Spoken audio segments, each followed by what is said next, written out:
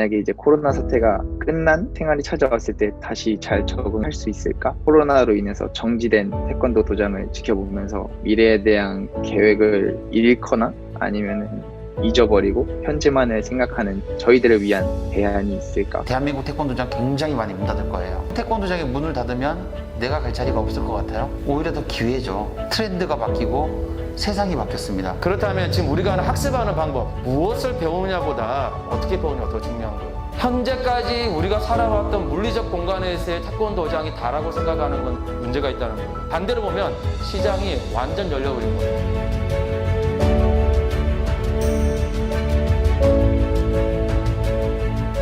안녕하십니까. 저는 백석대학교 태권도 전공에 재학 중인 허찬회라고 합니다. 도장, 수업, 식당까지 어디를 가도 이제 동료들과 함께 이동을 했던 것이 가장 기억에 남는데, 수업이 끝난 후에는 정기운동을 자기가 원하는 것을 배울 수 있고 또 원하는 부분에 피드백을 받을 수 있었던 것 같습니다. 운동이 끝난 후에 자기가 원하는 만큼 도장에 남아서 운동을 할 수 있었고, 시험 공부를 할 때 카페나 단실에서 공부할 수 있었던 게 가장 기억에 남습니다. 정기 운동에서 저희가 이제 인원 제한이랑 시간 제한을 두고 운동을 하다 보니까 원하는 피드백을 받기도 어렵고 또 원하는 거를 배우기도 어렵고, 수업 시간이랑 운동 시간이 겹치면은 운동을 못 할 때도 있고, 운동 시간, 수업 시간, 식사 시간이 이게 안 맞는 경우가 되게 많아서 동료들이랑 함께도 있었던 시간도 없었습니다. 수업도 비대면으로 진행하다 보니까 집에서 공부를 하게 되는데 집중을 하기가 되게 어려워서 되게 큰 변화가 있었던 것 같습니다.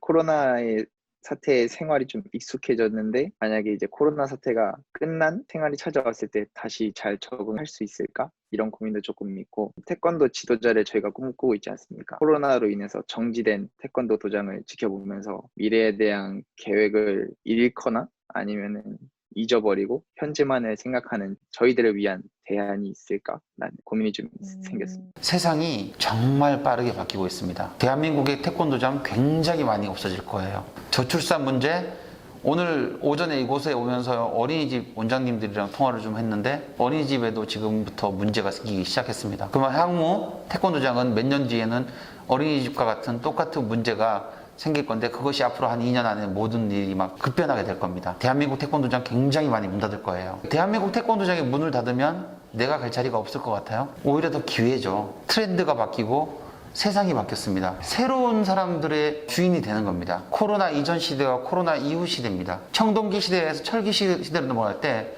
철을 가진 사람들이 청동기를 다 이겨버렸어요. 여러분들이 어떤 마인드와 어떤 것들을 가지고 있느냐에 따라서 바뀐 세상에 새로운 트렌드의 태권도장과 새로운 뭔가, 이러한 것들이 오히려 더 많이 자리 잡을 거고 그렇게 될 거라고 저는 생각해요. 여러분들이 갈 수 있는 곳은 정말 무궁무진하다고 저는 생각합니다. 단 엊그저께 방송사에서 PD님들하고 좀 얘기를 좀 했는데, 미국에서 어떤 그런 일들이 있었답니다. 전 세계 글로벌 기업의 인사 담당자들을 다 모아놨대요. 어떠한 사람이 과연 진정한 글로벌 인재가 될 것인가에 대한 논의를 했답니다. 그 방송사에서 그것을 촬영하면서 그 촬영했던 것들을 저에게 얘기를 해줬는데, 세 가지를 얘기하더라고요. 첫 번째는 소통의 기술입니다. 많은 사람들과 소통할 수 있는, 온라인이든 오프라인이든. 두 번째는 인성에 대한 얘기를 했었고요. 세 번째는 멘토에 관한 얘기를 했습니다. 제가 제일 처음 태권도장을 하거나 뭔가 새로운 사업을 시작할 때 제일 많이 했던 일들은 뭐냐면 물어보기였어요. 이거 어때요? 괜찮아요? 저한테도 많은 걸 물어봤어요. 이거 해서 뭐 할 건데? 이거 괜찮니? 어떠니? 끊임없는 질문을 했습니다. 멘토들에게 물어보면 교집합이 나와요. 그 교집합대로 왔더니 지금 이렇게 안정적이게 살고 있는 것 같아요. 여러분들 지금 기회입니다.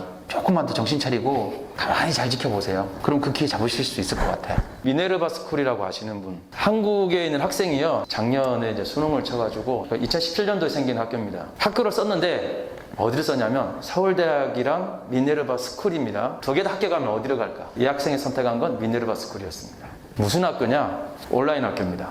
캠퍼스 없는 학교예요. 수업을 어디서 하냐면 전 세계 돌아다니면서 해요. 학생들이 소통하는데, 학습하는데 줌이라고 하는 이런 온라인 세상에 사는데 아무 문제 없습니다. 이게 무슨 얘기냐면, 우리가 좀 새롭게 봐야 될 게, 아까 세상이 막 급변한다고 그랬잖아요. 시간과 공간의 개념, 이런 물리적 공간 안에서의 무슨 교육이 이루어지고 그 안에 소통이 이루어져서 뭔가 결과물을 내었던 것들이 과거라면, 현대사회에서 이 공간의 개념이 스페이스 공간이 달라졌습니다. 온라인 세상에서 여러분과 지금 내가 만난 25명이 2,500명이 돼도 문제가 없어요. 단 랜선이나 시스템만 있으면 10,000명이 모여도 문제가 없습니다. 그렇다면 지금 우리가 학습하는 방법, 무엇을 배우느냐보다 어떻게 배우냐가 더 중요한 거예요. 그 얘기는 어떻게 소통하느냐, 어떤 것을 통해서 사람들과의 지식을 습득하느냐, 이런 방법을 빨리 캐치하는 게 되게 중요한 게 되겠죠. 지금 같은 비대면 상황에서 집중할 수 없는 상황이라면 그게 왜 그런지에 대한 분석을 하셔야 됩니다. 왜냐하면 앞으로 이런 거는 자연스럽게 배워서 나올 겁니다. 결국은 자기 스스로 하는 자기주도 학습 기반이 되어야 하거든요. 내가 공부를 뭘 하든 내가 하고 싶은 거, 좋은 거, 이런 것들이 자기주도적으로 뭔가 되지 않으면 학습하지 않는 거예요. 그러면 반대로 얘기하면 재미없으면 안 한다는 얘기잖아요.